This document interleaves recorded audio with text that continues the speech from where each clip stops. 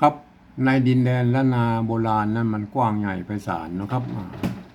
นับตั้งแต่สุโขทัยเนี่ยนะครับไปจนถึงปูนนะครับ12ปนาเมืองจีนมันนะครับแม่มันกว้างใหญ่ไพศาลนะครับมีหลายเผ่าพันธุ์นะครับที่อาศัยอยู่ในแคว้นนี้นะครับแม่อย่างเช่นไตยวนไตละไตลือไตเขินไตยองนะครับแม่4-5เผ่าพันธุ์หลักๆนะครับที่อาศัยอยู่ในแคว้นนี้นะครับเปิ้นใจภาษาเขียนนะครับอักขระเดียวกันนะครับก็คือภาษาละนานะครับก็เวลาอู้นั่นนะมันก็สำเนียงมันก็จะผิดเพี้ยนกันไปนิดๆนะครับแต่ก็ยังว่านะครับมาถึงสมัยปัจจุบันแล้วเนี่ยมันมาถึง7-8 เจน10 เจนแล้วนะครับถ่ายทอดกันมานะพวกก็ถ่ายทอดกันมานะภาษาละนาเนี่ยนะครับมันก็มาตามสายนะครับมันบางครั้งเนี่ยเฮามาเดียวเนี่ยมาพอป้นเขียนตัวหนึ่งอย่างหนึ่งตัวหนึ่งอย่างหนึ่งมันอันไหนจะผิดจะถูกมันก็เฮาว่ากันบ่ได้นะครับเฮาบ่ต้องไปว่าป้นนะครับเฮามาวิเคราะห์กันตามหลักภาษาละนาเลยนะครับแม่ภาษาละนาบ่เขียนได้อย่างไรนะครับมันก็อย่างว่านะมันก็ได้อยู่หลายแนวทางอยู่นะครับแม่เฮาก็มาดูเลยนะครับคำนี้มันวันนี้มันจะมาถึงคำว่าพระเล็ดนะครับหรือว่าพระเล็ดนะบางที่ก็พระเล็ดนะครับบางที่ก็พระเล็ดนะครับก็เขาจะเอาพระเล็ดหรือพระเล็ดนะครับก็เขาลองมาดูเลยนะครับอันกรรมแรกเลยพระเล็ดนะครับพระนะครับพระตัวพระนะครับพระไม่กะนะครับมันก็พระแล้วนะครับหรือใบไส้ก็พระแล้วนะครับเห็นไหมเอาใส่หน่อยมันพระนะครับมันพระเล็ดนะครับมันออกเสียงแน่นนะครับมันออกเสียงแน่นนะก็ออกใส่ไม่กะหน่อยพระนะครับพระเล็ดเล็ดนะครับเล็ดมันเสียงตีนะครับใจตัวละนะครับเห็นไหมเล็ดนะครับอันจะใจไม่แกะก็ไม่แก่แล้วครับไม่แก่ไม่แก่ก็ไม่แกะเล็ดเนี่ยไม่แกะก็ไม่แก่ไม่หรือนะครับไม่แก่ไม่แกะนะไงแม่แรดไหนแม่เขาจะใจไม่แกะหรือไม่แก่แล้วก็แรดนะครับอันเขาตัวแรกเอาใจไม่แก่ก่อนนะครับใจไม่แก่ใจไม่แก่แรดนะครับแรดนะครับแรดมันเสียงตีใจตัวละนะครับใจตัวละตัวเดียวนั่นนะไม่ใช่ตัวละนะครับตัวละมันก็จะเป็นแรดไปครับอันแรดนะครับและตัวอันเสียงตีใจตัวละนะครับแลนะครับและมันต้องสะกดด้วยตัวดะนะครับแม่กดนะครับเห็นไหมสะกดด้วยตัวดะนะครับอันนี้มันแลดนะครับเสียงโทปกตินะครับมันแลดได้แลใส่ไม้ซัดเข้าไปนะครับไม้ซัดนะครับเห็นไหมไม้ซัดก็ทำหน้าที่เป็นไม้ไม้แต่คู่นะครับเห็นไหมมันก็ทำให้อัพเสียงขึ้นไปนะครับจากแรดไปเป็นแรดเห็นไหมแรดเห็นไหมอันได้แล้วนะพระแรดเห็นไหมพระแรดอันได้แล้วนะพระแรดนะกำที่อันสองเขาจะเขียนว่าพระนะครับพระเสียงเอกนะครับพระแรดนะครับพระนะครับเขียนตรงนี้เหรออันนี้มันพระครับมันพระครับมันจัตวานะครับจะเอาออกเสียงเอกได้เลยพระนะครับพระเล็ดบางทีมันพระเล็ดนะครับพระก็ใส่ไม่ย่อเข้าไปกับพระนั่นนะเห็นไหมพระนะพระเล็ดนะครับเล็ดมันใจไอ้นี้เนาะใจใจไอ้ตัวไม่แกะไม่แกะนะครับไม่แกะใส่ตัวล่าเข้าไปแล้วครับใส่ตัวล่าเข้าไปแล่นะครับแล่นะครับเห็นไหม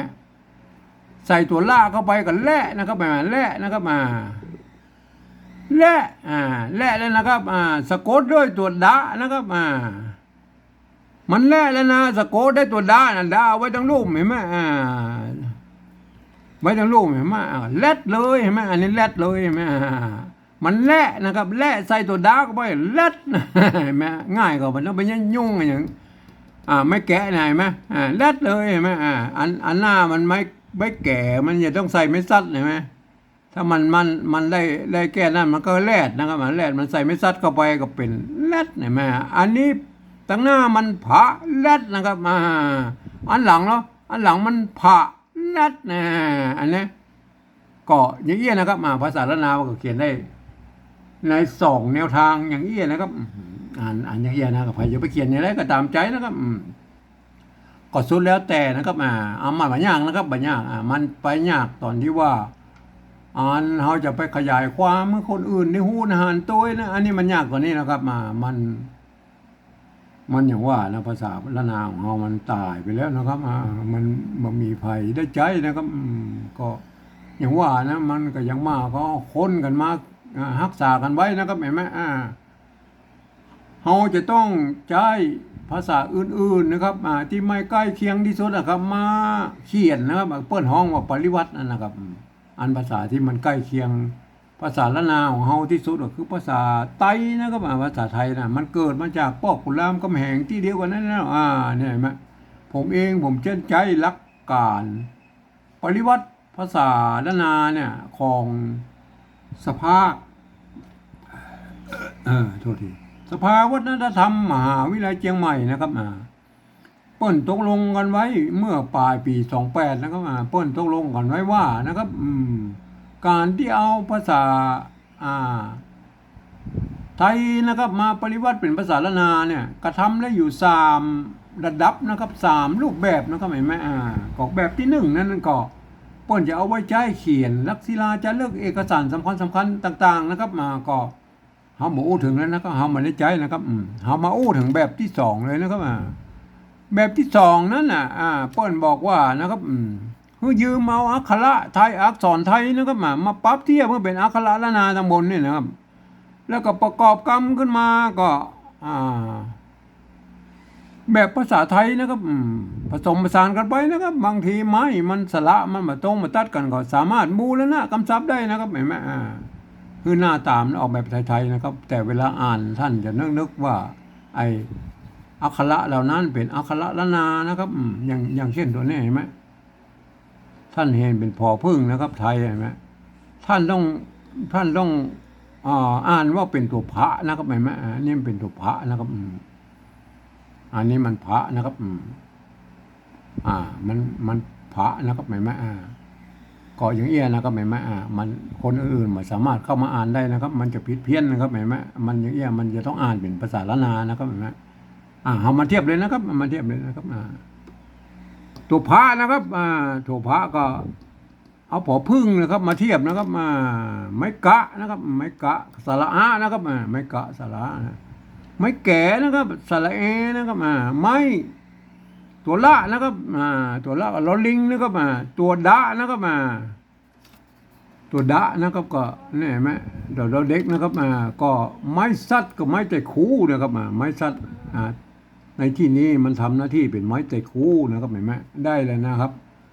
พระแรดนะครับเนี่ยเห็นไหมอ่านว่าพระแรดนะครับพระแรดนะครับอ่านว่าพระแรดนะครับ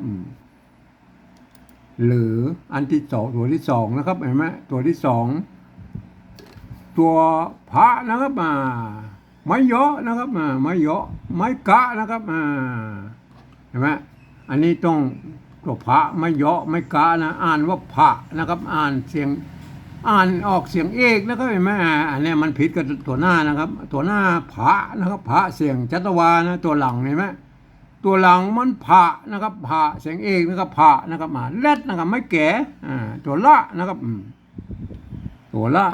ตัวสะกดด้วยตัวดะนะครับดอเด็กนะครับดะก็เอาดอเด็กนะครับมีไม่แกะมีไม่กะอยู่ตรงหลังเนี่ยก็คือไม่แกะนั่นแหละก็เห็นไหมแล้วเขียนเต้าอี้นะมาเจแลดะนะครับมาเจแลดะนะครับพระแลดะท่านต้องเลือกว่าเป็นภาษาละนานะครับตัวพระไม่เยาะไม่กะนะครับไม่แก่นะครับตัวละตัวดะตัวไม่กะเห็นไหมอ่านว่าพระเล็ดนะครับตัวนี้พระเล็ดนะครับพระเล็ดเห็นไหมก็มันยากกันอย่างนะครับอันรักแบบที่3นั่นนะครับแม่แบบที่3เอามาอู้ถึงแบบที่3เลยนะครับ อันแบบที่สามนั้นเพิ่นบอกว่าฟังเสียงภาษาละนาตำบลพุ่นนะครับเห็นไหมพระแรดนะครับพระนี่มันเสียงจัตวานะพระแรดนะอันตัวหลังมันพระแรดนะเสียงเอกนะครับเห็นไหมเฮาก็เอาภาษาไทยเขียนไปจากนั้นนะครับเพื่อมันได้ตามเสียงที่มันออกมานะครับเห็นไหมเฮาก็มาดูเลยนะครับเฮาบ่พอก็ได้ตำบลมันเอาภาษาไทยเขียนเลยนะครับพระแรดนะครับพระเสียงตีเสียงจัตวานะครับไอ้แม่พระนะครับ